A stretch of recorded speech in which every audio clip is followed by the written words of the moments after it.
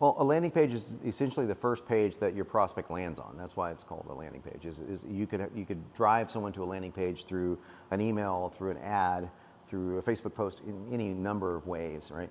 And that's the first page that the prospect sees. A landing page usually has an offer on it. It usually has the primary offer or a lead magnet or something to grab the attention of the prospect to get them an immediate win. Now, as far as what goes into a landing page, that has a lot to do with the company and the person or people running it.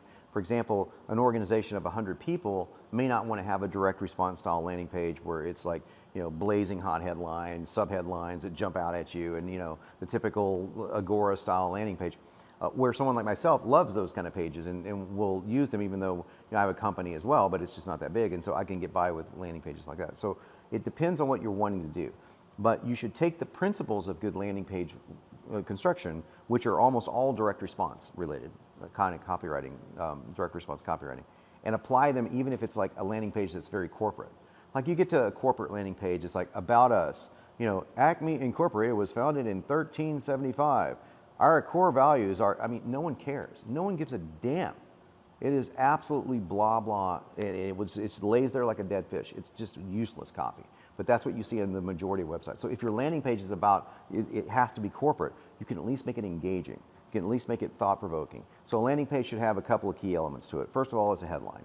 The headline that grabs attention. The headline's only purpose is to grab attention. That's it. But you could grab attention by saying free money, and then you can't follow up on that, right? So grabbing attention is great, but you have to grab attention within the confines of your message. So it has to be something that grabs attention, and then the subheadline secures the attention, or the opening sentence secures the attention. Those are the two jobs of the headline and the opening sentence. So if you're not thinking in terms of what's going to grab the attention, I'm going to say something that's going to be of high benefit to my prospect, something that they will definitely want to read about, something that is touching on their number one pain point when it comes to your topic, their number one goal when it comes to your topic, and how to achieve it, to make it believable. In other words, like you can see a lot of unbelievable headlines in the world, like this is how I make $18 million in 3 weeks. Only dim-witted people are going to buy that, right? Most people aren't going to buy that. And you don't want dim-witted people as customers. You just don't. You want people that are more your ideal prospects, people that are intelligent, people that can think for themselves. Yes, you want the best of the best, right? And so your headline should speak to those people without being too sophisticated. So headlines have to be very simple, very attention-grabbing, but also rich in promises, rich in benefits, rich in talking about the person. Don't talk about yourself. Don't talk about your product. No one gives a damn about your product. They care about what your product can do for them. They care about how it makes them feel. That's it. I'm going to say that again. They care about how your product or service makes them feel. Can it take them out of the pain that they are in? Can it deliver them pleasure that they need and want? That's what they care about. They don't care about your new widget. They don't care about your new upgrade. They don't care about the XYZ chip. They don't care. What they care about is what it will do for them. So if you think in terms of that as a headline, as a way to approach a landing page from a headline down, that's going to give you 50% better results right off the bat. And then from there, you have to think about it as a landing page is a letter, usually a sales letter. It's often either a sales letter or a VSL, a video sales letter, that is written to one person. So if I can give one bit of advice to anyone wanting to improve their marketing, to improve themselves as a copywriter, whether or just to sell more of their stuff, if you don't want to be a copywriter or just a marketer, you want to get to the point where everything that you write feels and sounds like it's written to one person. It's not written to a group. You're not communicating with a list. Even if you've got a list of 20 million people, you know how many people are reading your email? One. List of 20 million people. People go, 20 million people are reading my... No, there's only one person at one time reading an email unless somebody's standing over their shoulders. Then there's two, okay? So it's usually just one person reading an email at one time. So if you're not writing to one person, if you're not writing with the attitude and the intention and the passion of communicating as I'm communicating with you to one person, you're done for. It's just a matter of time. It may not be the first email that you're done for. It may not be the very first email that you're done for. It may take you 5 more emails till somebody unsubscribes, but they will. And you need to know why. It's because they don't feel like you're communicating with them. You should write emails and sales letters and landing pages with the attitude of like somebody saying, man, that was written like to me. Like that felt like it was a letter, a personal email to me. I still have people emailing my customer support team to this very day saying, I can't believe you took the time to write me this email. This is really awesome. That's how I want someone to feel. It's not a manipulative tactic. I want them to feel that way because that's the way people respond. They want to be spoken to. They do not want to be sold.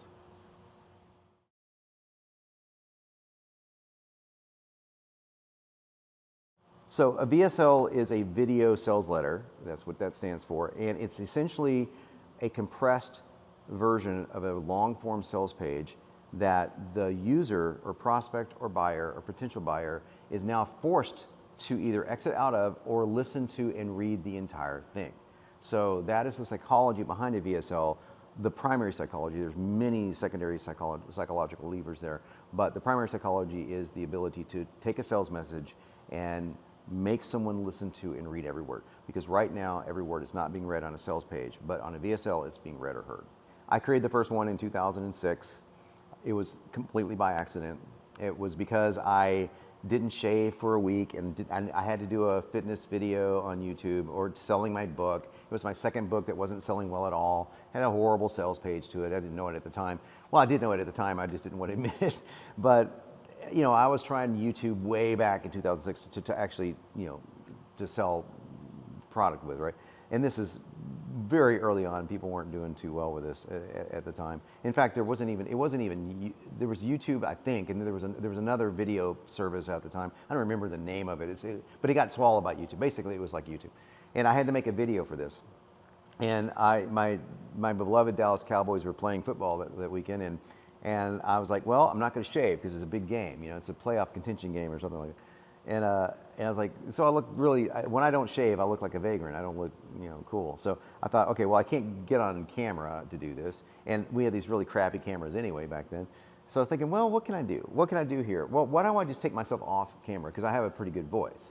So I thought, okay, I'll just narrate what I was going to say. I thought, well, that's going to look dumb, just having a picture there, right? And so I said, well, I'll write the script out and I'll put the words on the script on the screen. And that's what I did. I wrote the words out and put the words on the screen.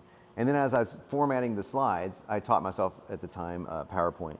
As I was formatting the slides, I thought, you know, that NLP that you studied back in college, you know, I just studied it, like I said, for the fun of it, really, to learn how to speak better to humans. But really, it was for the just pleasure. It wasn't a course or anything.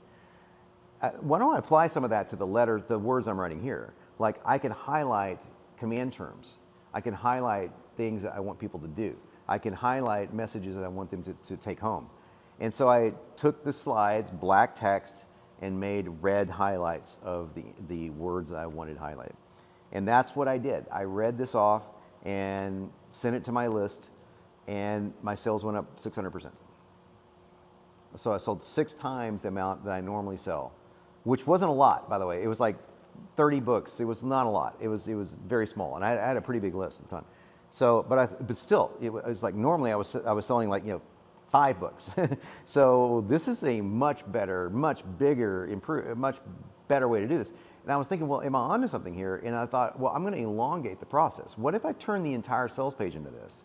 And then I got kind of meta with it. I said, what if, you know, we were looking at heat maps at the time. They were pretty rudimentary technology, but I was seeing that people were reading the headline and reading the subheadline and then basically exiting. Or reading through the first few paragraphs and exiting, or skimming all the way down to the price and then exiting. I thought, what if I could make someone read every word of a sales letter? What if there was a way to do that? And that became the video sales letter. It's a way for people to read, or be forced to read, and hear at the same time every word of a sales message, as opposed to reading it on a page and skimming it and scrolling and things of that nature.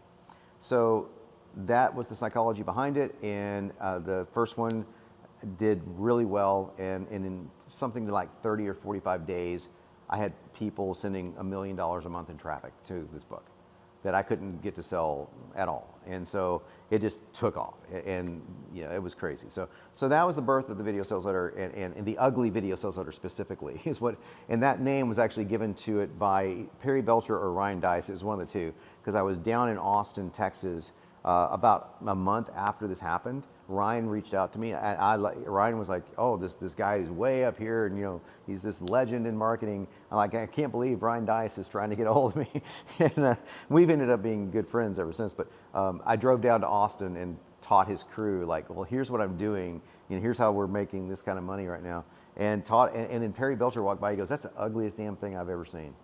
That is an ugly video sales letter, and that became known as the ugly video sales letter. And yeah, it may be ugly, but man, it as Andy Jenkins, the late great Andy Jenkins, says, it may be ugly, but it gets the money, and it does. It works. It's one of the most powerful still to this very day ways to sell things online, and that's the birth of the VSL and basically what it is. Now, VSLs have morphed into all sorts of different versions of this. We've gotten into more video interrupts. For example, the first 500 to 1,500 words can be like video, still motion. There could be like still motion photography. It could be stock video. There could be animation. There was doodle art videos were really the rage in 2010, 2012, around in that area. There's all sorts of variations on video sales letters. Webinars are really a variation on a video sales letter, but it's a different psychology behind a webinar. But still, they are ways to sell through video. So yeah, now video sales letters can be short, long. There's all sorts of different variations of length, where before originally, the original VSL was 45 minutes long, 60 minutes long. It's just a sales page. It's a sales page in video, but there's all the psychology that goes behind it that you don't have to do in a written sales page. So some people were trying to copy their text-based sales letter into video and just reading it out loud, and it would work because they were really hot, but it just wouldn't work anywhere near as well because they didn't see what I was doing. I was doing a lot of things that were engaging people into watching more, into listening to my voice, things that you don't do on a written sales page. I don't have to say, "Hey, listen to my voice," but there's a lot of really cool techniques that go into high-end VSLs that the top guys know and use. So this is one of the tools that is a ubiquitous tool now for most marketers and copywriters. And I'm proud to say I've got the software and training that have taught a lot of them how to do it. And we estimate about $14 billion have been sold through this medium. That's a really rough guess because that's using people that I know, companies that I know for sure that have leveraged video sales. And just my clients alone that go through Now VSL, they'll do $1 billion a year on average. This is the people that I know. So I don't know how much other people are doing. I have no idea because I just there's no way to track it, but it's a lot, and it's pretty wild to be at the center of that revolution. It was, and like I said, it was accidental. I'd love to say that it was purely genius marketing thought, but really it was quite accidental twist of fate that allowed it to happen. Now what came after that was very purposeful, like the dissection of how it was working, why it was working. Because when I first taught the first course I did on it, I had to reverse engineer 27 some odd letters that I'd written and figure out what I was doing. Why is this working? Where are the patterns? And that was very intentional, of course. And that became the course that I still have. But as far as the act itself is quite happenstance.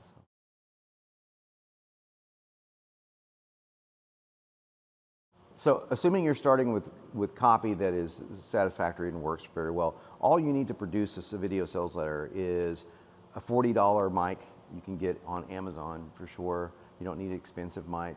You need to have PowerPoint or Keynote, and there's free versions of those online that are not the brand names. I'm not suggesting pirating software, but most people have PowerPoint or Keynote. And really, that's it. There's nothing more than you need. You don't need a graphic designer. You don't need to do a lot of video at all. You don't even need to be on video at all. It's the easiest video you can ever do because it's just slide and voice. Now, if you want to take it one step further and have an image of your product, then maybe you'll need a graphic designer to create an image of your product or whatever you're selling. And maybe you want to have a little bit of you speaking on video. If you like that, that's great. Just make sure if you are speaking on video, like I'm speaking here, that the words are below you because the words need to be on the screen the entire time. That's where the disconnect with video is. And people have caught on to this, in case you haven't noticed, on Instagram and a lot of videos, they're all captioned now. Well, that's because they've been following what we're doing in marketing with video sales letters. They realize that they're losing people with just images. And so just video is going to lose somebody faster than video and words. So just make sure the words are always on the screen and are being spoken, and you're golden.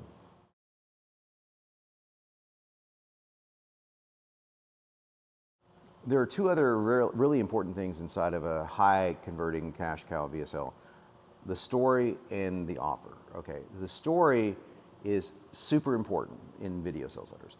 How long that story goes is dependent upon how familiar people are with the product or offering that you're doing. If someone is completely unfamiliar with it, like you have to educate somebody on the microbiome or something, then you need to have a very compelling story. It has to come from a place of emotion. It has to have a lot of interest, very similar to how you would see a story on a television show. It's like a script. The second is the offer itself. So you can think of this as the pitch. But how you present the offer and how you stack the bonuses and how you offer more value than the person is thinking without underpricing your offer is critical. So those are the two components I look at, other than the opening, which is the hook. When I do manual reviews of people's work, right? I do a consulting thing where people pay me a lot of money per hour to look at their work, and we'll look at the hook, which is going to be always in the first minute or so. And then we're going to be looking at the story. How engaging is the story? How believable is the story? How much are you pulling the prospect into the story rather than just telling a story? Like even little things like, can you imagine this happening to you? What would that feel like if that was you? Have you ever been in a similar situation? Those simple little statements like that can pull somebody out of a state of passive listening right into a state of active listening, which is what a good story does. Good storytelling is active listening. And then finally, the offer, the pitch. It has to be nailed right. And so there's a formula that I use that we know works really, really well. But the essence of it is to make sure that you have tested price points, that you're not too high, not too low, and that you're offering something that just is really an irresistible offer. It is irresistible. You're giving them a fantastic value, but not too low, because they're going to think, well, a Ferrari for $10, there's something wrong with it, right? But you're giving them this Ferrari that's also coming with all these added pluses and all these added benefits. And then you just keep going. You want to build on top of that. Just keep building and keep building. And then when you make the offer, it becomes an absolute no-brainer for them to say yes. So those are the three most valuable components, most important components of the VSL.